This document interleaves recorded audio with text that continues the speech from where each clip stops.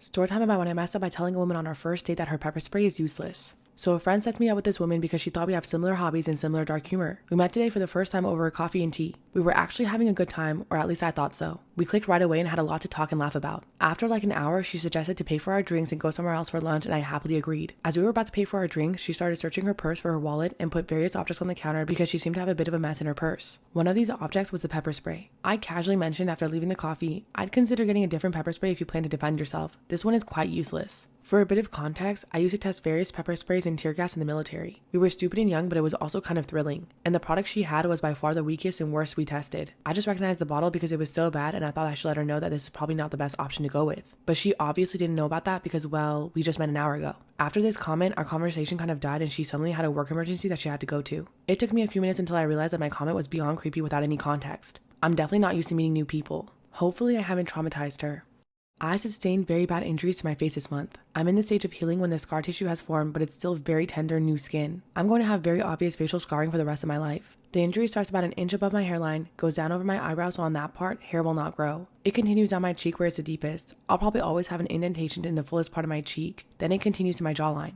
In some ways, it's okay. I'm happy it's just cosmetic damage. My friends are super reassuring, telling me how badass and sick it's gonna look. They say I'm still hot as ever, now a little more sexy and mysterious. But in some ways, it really sucks. I know I'm always gonna be seen first as the girl with the scar, and it feels especially bad when people look at me differently. This week, I had to fly home for a family thing. It was a plan I made long before my injury. I wasn't really looking forward to the pity or people making a big deal of it. I'd rather it not be acknowledged. I'd also met with my dermatologist who said I was at the stage of the scar tissue formation that I no longer should be dressing the wounds. The skin was healing and instead I needed to be applying topical cream and Vaseline to keep the site clean and moist. It also looks a bit ugly. The building scar tissue is very red and tender, and with Vaseline over it, looks slick and shiny. So I get on this flight, I have the window seat and I put my headphones on and drift to sleep when the plane is still boarding. I wake up to this kid, maybe 4 years old, sat next to me, throwing a tantrum. I didn't catch the first part of it and I honestly couldn't understand what he was yelling about. His father said to me, "Can you cover that injury?" I said that my dermatologist recommends that I don't, so no, I don't think I will. He started snapping at me saying, "There is no need to be so rude. That injury is graphic and it's scaring my little one." I said, "This is my face. The only damn face that I've got. It sucks being told I'm so ugly that I can't show my goddamn face in public." He started to backtrack saying, "Just until it's healed." And I said, "It'll always be with me. Maybe teach some fucking compassion and respect instead of telling a girl half your damn age what you think about her face. That's rude." He actually got up after and I think he went to the stewardess about a seat change because a young couple came and sat next to me a few minutes afterwards. I've got to admit, I felt so low that I put on my sunglasses and had a quiet cry for a few minutes. Am I the asshole for not covering up my healing scar and for being confrontational about it?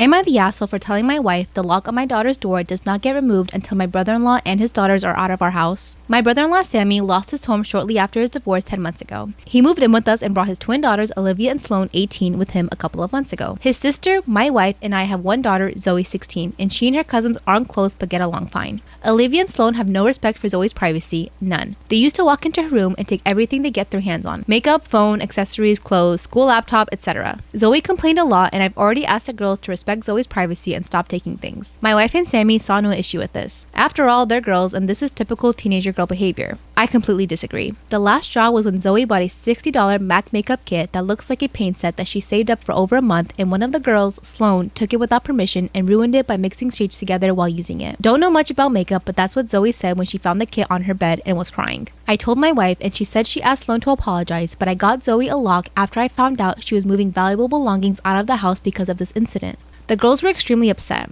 Sammy asked about it and I straight up told him. He said, "My girls aren't thieves. It's normal that girls of the same age borrow each other's stuff." He said that Zoe could easily get another makeup kit for $15 from Walmart and shouldn't even be buying expensive adult makeup in the first place, and suggested my wife take care of this defect in Zoe's personality trying to appear older than she is.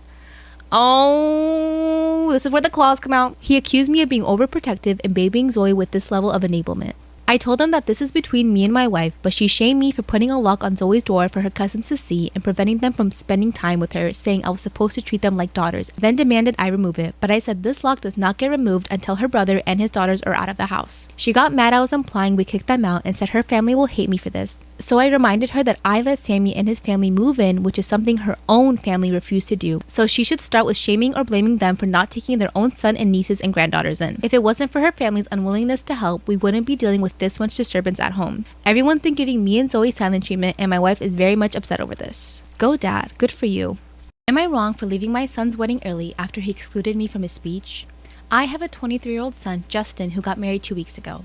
I wasn't physically involved in Justin's childhood because his mom and I got separated and I had to travel a lot for work, so his stepdad was more available than I was. During his teenage years, Justin started having fights with me, saying stuff like I prioritized work over him and that I'm a Disney parent but was never there for the hard times even though I provided for him financially. But he claimed that it's only because the law made me, which isn't true at all, and I strongly believe his stepdad was feeding lies into him. In the past 3 years, Justin started coming around and I met his then girlfriend, now wife. When I heard that they were getting married, I decided to offer paying for the venue and Justin seemed very appreciative of it. My wife and I attended the wedding and all went well, except when Justin started giving a speech. He kept talking about his mom and stepdad and nowhere did he mention me, not even with a single word of recognition. I was hurt and devastated. I couldn't help but feel this way. I tried acting normal and kept my composure, but I felt so heavy I decided to leave the wedding early. Justin called asking why I left so early. I said I felt sick, but he kept pushing until I told him that I got upset that he didn't mention me or recognize me in his speech. He said that I was being ridiculous to get upset over that. I asked him to respect how I felt, but he argued he wasn't going to lie to make me happy. I asked what he meant because as far as I know, part of his wedding was paid for by me.